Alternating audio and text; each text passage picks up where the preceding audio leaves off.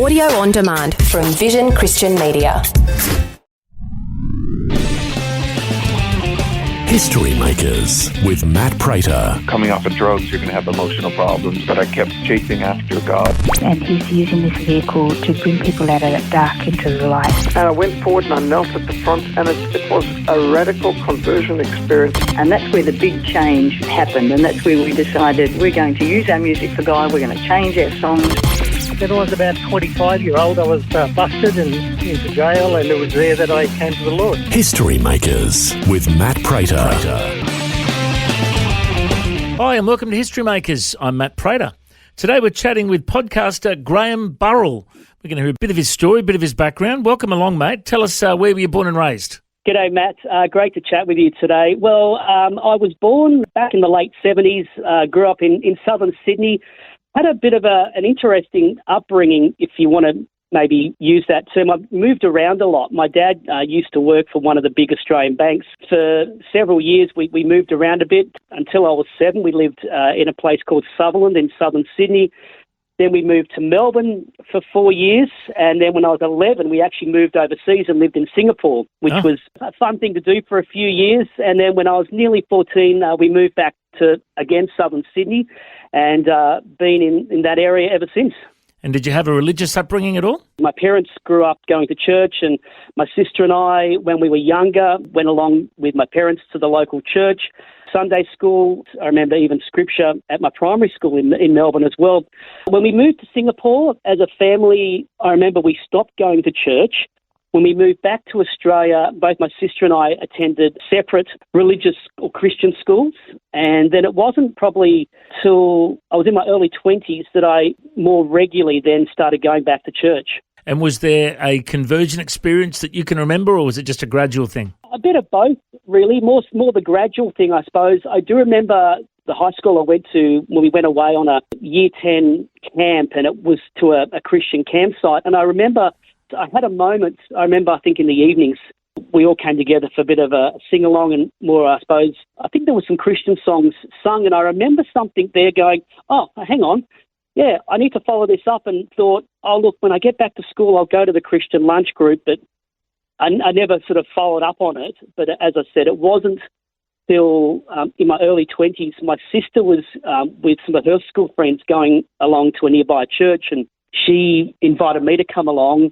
And then I suppose, that's when I got back into the more regular church attendance. And for me, as you said, more gradual. And then so that's when my faith became stronger and more trusting in God. Okay, and tell us a bit about your career. Like, what did you do after school? So I always had an interest in radio. It was a thing, the school I actually went to had an interest in media.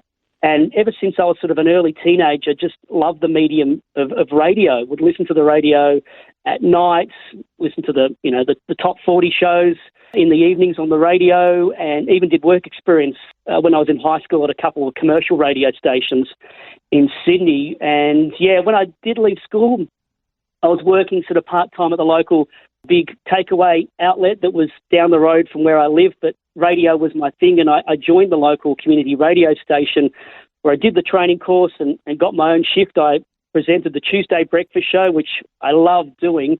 But then I remember in that sort of year post leaving high school, I made a couple of contacts when I'd done the work experience at one of the radio stations, and just every now and then would sort of ring them up and say, look, any jobs?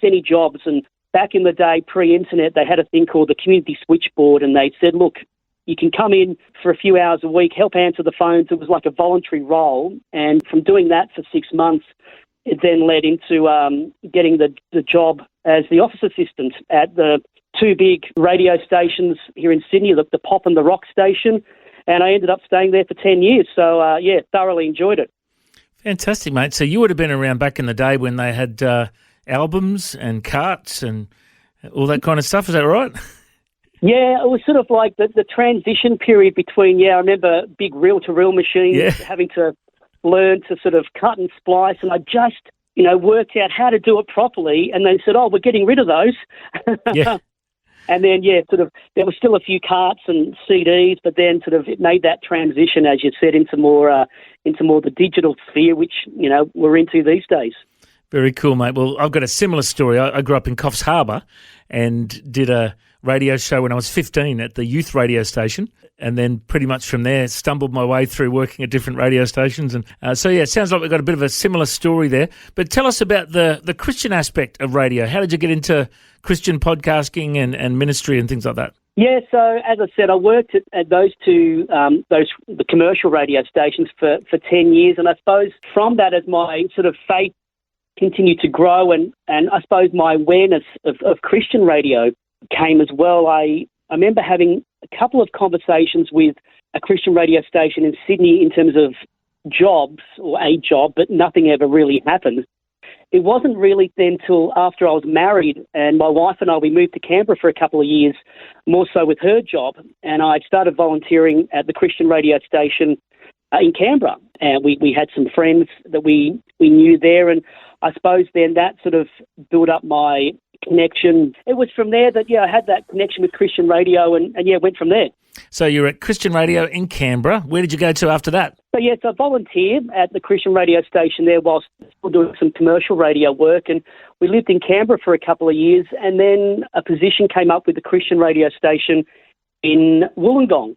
It was hosting the breakfast show and looking after their content and like the program manager, and had 5 years with them. You're at Wollongong for 5 years, and then did you end up back in Sydney after that? Left Wollongong, so we're living in the area, which we still are around the Wollongong area. And after my 5 years at the Christian radio station in Wollongong, just decided to have a break, freelanced for a while, got back to the commercial radio and a few other bits and pieces, and then a position, and I actually was through freelancing at the Christian radio station in Sydney, which I did for a while, and it was through there that I got a full-time position with them, and ended up working with them for about 6 to 7 years. And at that time is when I got into sports podcasting through a colleague at the radio station. I have a huge interest, a love of sport, and being able to combine sport and faith was a great thing to do with the podcast. I've been having a look through this Faith Life Sport podcast that you do, and you've interviewed some amazing people. I'm just looking through some of the names there. You've got Brad Thorne, you've got Sean Hart, Marnus Labuschagne, some incredible people you've chatted to. Are there some standouts of people that you've spoken to that have really inspired you? Yeah, well, Brad Thorne was amazing. I remember the chat that I had with him. I hadn't even hit the record button, and we must have chatted for about 15, 20 minutes beforehand. He was just a great guy, really friendly, amazing. And then as part of the interview, we must have spoken for over an hour. Just a really great guy, great story to share of obviously his time playing footy, but then off the field with his faith and all that sort of stuff. Marnus Labuschagne, both for our family, we have a love of cricket, and for my son, who's involved with cricket himself and is a big fan of Marnus's, we followed his career and really enjoyed the time chatting with him. And so just as I said, just love that combining of faith and sport, and that's probably two of the standouts being Marnus and Brad Thorne. And I think I remember, because I interviewed Marnus many years ago, and I remember he used to write Bible verses on his shoes. Did you find out about that? Can't remember what he said, but he said he did do that, and I think he has a Bible verse on the back of his cricket bat too. Oh yeah. So I did bring that up. I can't remember exactly what he said, but he had a verse at the time, or I can't remember if he still does. But I did remember bringing that up with him as well. So very cool. Another interview you did that I'd love to find out about. You interviewed a guy named Roy Harley from Christian Surfers. And I see you've got a link to the Surfers Bible. I'd love to know a bit about that one, because I grew up in a surfing community in Coffs Harbour, and all my mates, were in Christian Surfers, and it's a big thing. It's a great ministry, isn't it? Yeah, because of where we live near Wollongong, we're quite close to the beach. At our church that we attend, there's a few members who have had a connection in the past with Christian Surfers. I've also interviewed Brett Davis, who was the founder of Christian Surfers. It was actually through Brett that I think he put me in touch with Roy, who's based in South Africa and the current head of Christian Surfers. So, just great to hear from both them, especially Brett, about the early days of Christian Surfers, meeting at a house at Cronulla in southern Sydney to what the ministry is now, quite a global surfing Christian ministry. Well, it's a great podcast because, we need Christians who are good role models in the sporting world. Let's face it, there's a lot of the sporting world that gets some pretty bad press because, they get paid a lot of money, they get up to a lot of trouble, drink a bit too much, party a bit too much. We need good role models in sport, don't we, mate? Oh, exactly right. And, for kids, like, as I said, like my son, he's 14 and a half, nearly 15. And, for him to look up to a role model, say like a Marnus, like my son loves his cricket, to see that there's somebody that he can, look to and who's a Christian out there playing at the highest level, playing for Australia, it's great. And, for other sports, there's surfing, there's football. Even in AFL, there's Christians as well. So, yeah, they're out there and they're good for the kids to look up to and aspire to as well. Talking about AFL, I noticed that somewhere along the line you chatted to Sean Hart, former Brisbane Lions player, Norm Smith medalist. Do you remember, was that one a standout for you as well? Yeah, it was great. I'm into my AFL. I do follow the Bombers. We haven't had the best of years. But, Sean, he's passionate. Do you do other things on the podcast other than interviews? No, so it's just purely we ask the guests, similar to what you're asking me about right now, about their upbringing, how they came to faith, and obviously how they got into sport. And I do ask them, which is a regular question I ask a lot of my guests, is about, how they can be, say it's Marnus Labuschagne, the Christian cricketer, and not Marnus Labuschagne, hypothetically, the cricketer, not putting the sport first, but putting their identity as a Christian first. Yeah. And, how they can show their faith in the sport that they do. And that's a regular question that I ask a lot of my guests. And we have some fun in there as well, like, some fun questions. I call it the halftime break, asking them, say some fun questions, favourite movie. If I was coming around to dinner, what would they cook? And I've had some quite interesting, answers with that. Their favourite Bible verse. Who would they sit next to on a plane if they're on a long haul flight? So some fun things like that. But the podcast is called FLS, so Faith, Life, Sport. It's asking past and present Christians about their faith, life, and sport. So that's what we sort of cover on the podcast. Fantastic. Well, if people want to search it up, the website is faithlifesport.com. or you can search it up on Facebook or Instagram. I just love the fact that you've interviewed people. I noticed you've got people there from the netball world. You've interviewed people from, there's a ministry called Athletes in Action in New Zealand for Christian athletes. I noticed you've got a whole range of different people you've interviewed. So people want to search it up. It's worth looking at. And Graeme, the last question I want to ask you is, I noticed on your Facebook you're called Graeme Burrill. What's the where's the middle name Prawn come from, mate?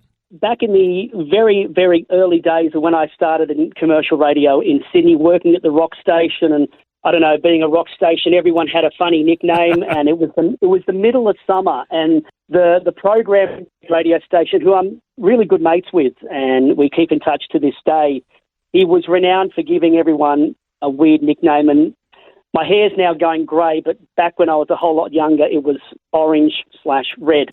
And running around doing jobs at the radio station, my face got quite bright red. So the boss said, "Oh, we should call him Prawn. He looks like a prawn. He's red in the face." And it literally stuck. Everyone then started calling me Prawn. And I think I talked to somebody a few months later, and I said, "Look, I don't know if I like this nickname." And they explained, they said, it means you've been accepted. They've given you a nickname. You're part of the crew.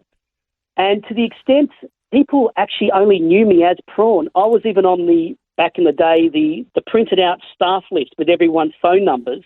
I was on there as Prawn first, then /Graeme. I get introduced to new staff members as, "This is Prawn. He does this, this, this." And then several months later, they get this email from Graeme Burrill, and they go, "Who's Graeme?"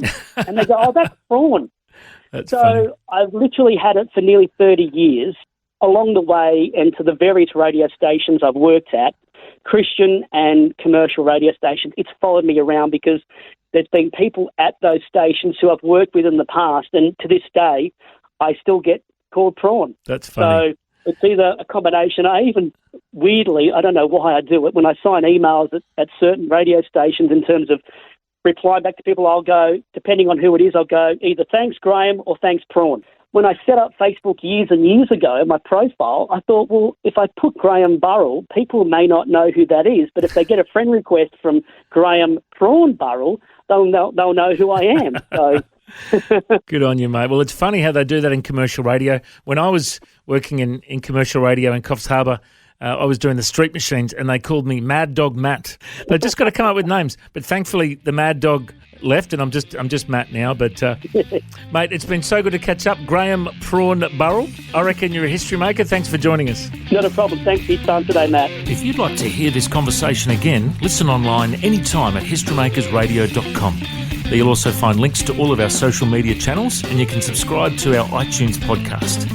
History Makers is a faith-based ministry and we want to thank everyone for their generous support. If you've got a suggestion of anyone we should interview, send us an email, info@historymakersradio.com. God bless. I'm Matt Prater and my challenge to you now is to go and make history.